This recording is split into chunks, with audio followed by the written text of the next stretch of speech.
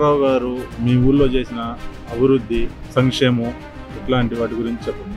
BC కాలనీలో 20 లక్షలు పెట్టి రోడ్లు వేయించారు. బీసీ కాలనీలో మట్టి ధరించారు, ఒక 15 లక్షలు పెట్టి సచివాలయం కట్టారు, ఆర్బీకే కట్టారు, హెల్త్ క్లినిక్ కట్టారు, అన్ని బాగానే చేశారు. టీడీపీ ప్రభుత్వం వాళ్ళు వాలంటరీ వ్యవస్థ వేస్ట్ అంటున్నారు కదా, దాని గురించి మీ అభిప్రాయం? వాలంటీర్లు మంచి పనే చేస్తున్నారండి. పెన్షన్లు ఇస్తున్నారు, అన్ని ఏదన్నా తెలియని చెప్తున్నారు.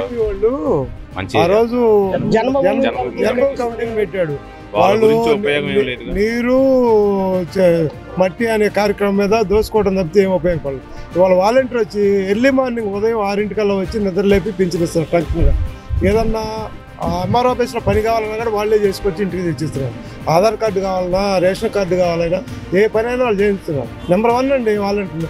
ఈ పార్టీ ఆ పార్టీ అని కాదు, వాళ్ళ సమాజంలో వాలంటీర్ల వల్ల బాగా ఉపయోగపడుతుంది. మన సచివాలయ వ్యవస్థ వచ్చిన తర్వాత ఒక డెత్ సర్టిఫికేట్ కావాలన్నా, ఒక డేట్ ఆఫ్ బర్త్ కావాలన్నా ఆ రోజు ఎంఆర్ఓ ఆఫీసులు చుట్టూ తిరగాల్సి వచ్చేది. వాళ్ళ అట్లా కాకుండా సచివాలయ వ్యవస్థ అనేది మన ఇంటికే వచ్చినట్లుగా వాలంటీర్లు ఏ సర్టిఫికేట్ కావాలన్నా సరే ఇంటికి తీసుకొచ్చేస్తున్నారు.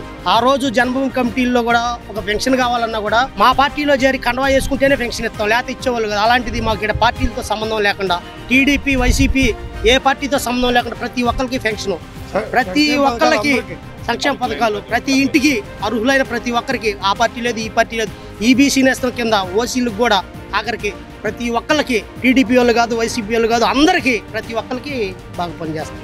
మళ్ళీ మీరు జగన్ అన్నే కావాలనుకుంటున్నారా, ఇక్కడ శంకర్ అన్నే కావాలనుకుంటున్నారా? మాకు మళ్ళీ జగన్ అన్నే రావాలి, అక్కడ ఇక్కడ శంకర్ అన్నే రావాలనుకుంటున్నాం.